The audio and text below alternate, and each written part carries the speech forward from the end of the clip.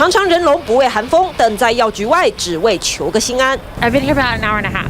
It's been really scary with the new variant. Very, very scary. And I definitely want to get tested more. I've had a couple of friends test positive. It's not good.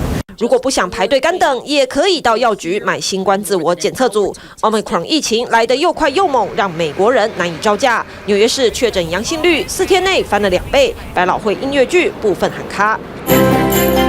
知名的年度无线电城音乐厅恐怕将取消耶诞大秀，就连纽约市长白思豪都说，时报广场的跨年活动规模恐怕也得缩减。This is a whole new animal. 美国有近半数的州单日死亡人数往上升，过去1个星期，死者也比之前多了8%。专家形容这波疫情就像暴风雪般来得又急又快。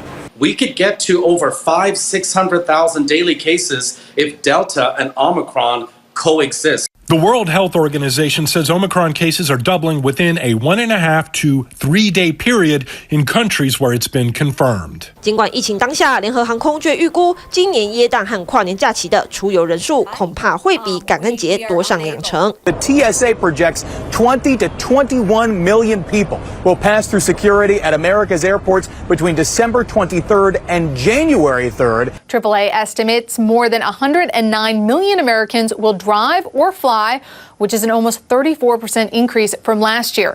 专家表示，排队检测只是下策，尽早打疫苗才是上策，才能和家人共享新年的欢乐。